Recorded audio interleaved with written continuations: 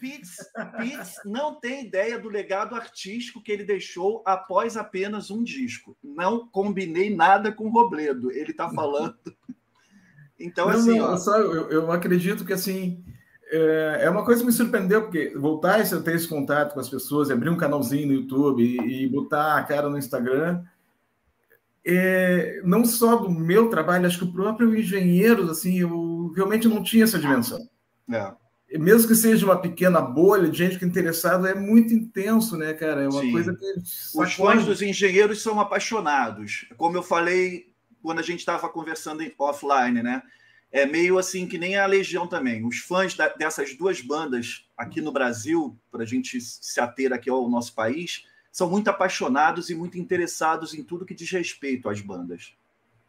Certo. É uma coisa intensa. Daqui a pouco um cara chega assim e manda: Marcelo, eu sou baixista porque eu gostei do teu trabalho, eu fui trabalhar num banco, que é o que tu fez depois quando saiu da banda, e tem uma foto tua grande na sala da minha casa. Tu acha que tu influenciou a minha vida? Eu digo, eu tenho um filho que se chama Marcelo Pitts. Umas coisas assim. Coisas desse tipo, né? Então, nossa, e daí eu comecei a ter essa dimensão, e o próprio trabalho dos engenheiros, que eu sei que foi uma banda de muito sucesso, ainda depois que eu saí, né? Fez mais sucesso até. Mas tu vê as pessoas acompanhando hoje, tendo muita noção e contando histórias, coisas que viram, é muito importante para a vida delas, né? Então, essa coisa me surpreendeu. Uma coisa é tu saber, vendeu tantos discos, teve tantos shows, ganharam bastante dinheiro. Outra coisa é as pessoas falar para ti o que representa na vida delas, né? Então, eu acho que esse é o legado que eu me referi ali, sabe? O que a banda deixou para a minha geração, que acompanhou ali desde o princípio, e para os novos fãs, né? Que os engenheiros têm isso também, de renovar os fãs, né? Hoje em dia você vê meninos de 15 a 20 anos nos shows do Humberto, cantando as músicas que foram compostas há 35 anos atrás, né? Isso é mó barato. E agora eu quero ouvir o Sandro ali, como é que foi? Agora a versão do Sandro, aqui o negócio é isso, a gente ouve os dois lados. O lance ali que tu falou só abrir um parênteses aqui. Claro. Que tu vê a galera no show do Humberto, no próprio show do Engenheiro Sem Crédito que a gente faz. Ontem, por exemplo, a gente tocou em muita gurizada, né? Gurizada, assim, por exemplo, eu sou professor, eu sou instrutor, né? Eu dou aula teórica e prática no CFC, né? Aqui da cidade, né? Alunos meus, que são fãs de engenheiros, que estão tirando a carteira com 18 anos, 19, são fãs de engenheiros. De onde é que eles correram atrás disso? Por causa da internet, né? Porque na época que eles nasceram, o engenheiro já tinha até acabado, né? Se pensar, né? Alguns ali, pensando em 93, não tô nem falando 2008, né? 93. Então, pode ver que é por interesse mesmo. E o Marcelo, tu falou ali que o Marcelo não sabe o tamanho do legado que ele construiu. Eu vou mostrar um tamanho de um legado que ele construiu, isso aqui, ó, as minhas mãos. Por conta do Marcelo, que eu toco baixo também, o Marcelo e o Humberto Gessinger, né? Porque o primeiro contato que eu tive com o disco foi em 1986. Eu estava indo fazer a catequese.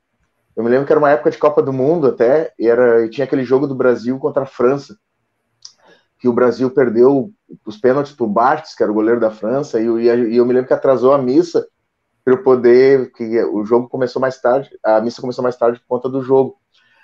Então, como começou mais tarde, automaticamente escurecia mais tarde, né? Porque era horário de verão na época. E daí eu voltei e saí da missa. Nunca me esqueço dessa cena. Eu saí da missa e tinha uns gurizãos uns guri que eram mais velhos que eu, eles já estavam fazendo crisma na época.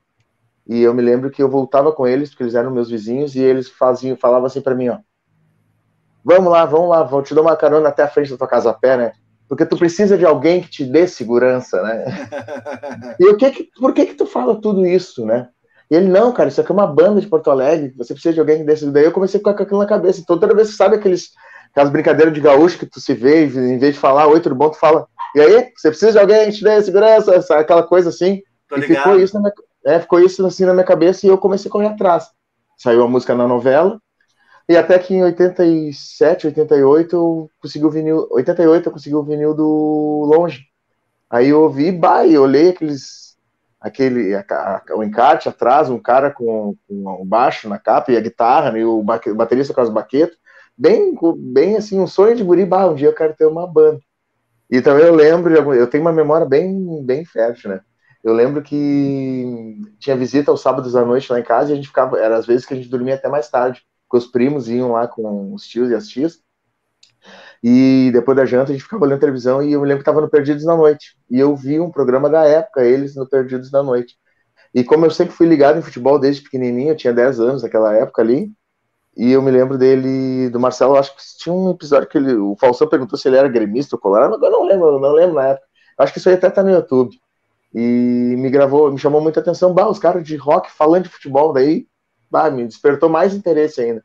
Ali que eu comecei a gostar mais dos baixos. Então o Marcelo é a prova, o legado do Marcelo sou eu aqui que faço uma interpretação do trabalho dele e tenho o prazer e o privilégio de poder tocar com um dos melhores baixistas, não é falado por mim, hein?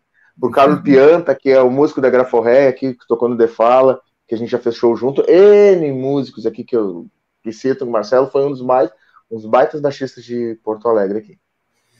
E isso é legal, porque o instrumento, o contrabaixo, quem escuta a música por escutar, sabe aquela coisa ali no rádio, não sei o que não é fãzão, assim, tem até dificuldade de reconhecer o instrumento, né? Não sabe a diferença entre contrabaixo e guitarra visualmente. Aí eu acho engraçado isso, você tem que explicar e tal.